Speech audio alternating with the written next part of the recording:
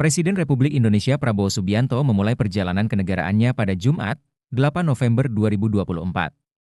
Presiden berangkat dari Pangkalan TNI Angkatan Udara Halim Perdana Kusuma, Jakarta, pada pukul 10.28 waktu Indonesia Barat dengan pesawat Republik Indonesia berwarna putih berlabel Republik Indonesia. Ditemani oleh Menteri Luar Negeri Sugiono dan Sekretaris Kabinet Mayor Teddy, Presiden memulai rangkaian kunjungannya ke beberapa negara strategis di dunia. Rangkaian lawatan ini termasuk kunjungan kehormatan ke Tiongkok, kemudian dilanjutkan ke Amerika Serikat. Selain itu, Presiden Prabowo juga dijadwalkan menghadiri KTT APEC di Peru serta KTT G20 di Brasil. Lawatan ini merupakan yang pertama kali bagi Prabowo sebagai Presiden Republik Indonesia.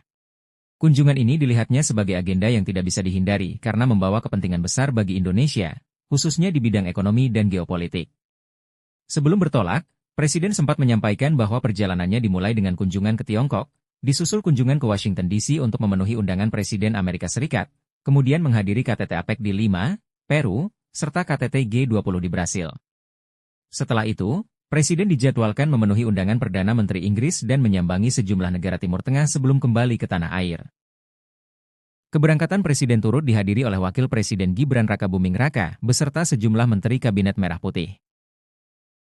Di antaranya adalah Menteri Koordinator Bidang Politik dan Keamanan Budi Gunawan, Menteri Sekretaris Negara Prasetyo Hadi, Menteri Komunikasi dan Informasi Digital Mutia Hafid, Menteri Koordinator Bidang Pangan Zulkifli Hasan, Menteri Pertahanan Sjafri Syamsuddin, Kepala Badan Intelijen Negara Muhammad Herindra, Panglima TNI Jenderal Agus Subianto, dan Kapolri Jenderal Listio Sigit Prabowo.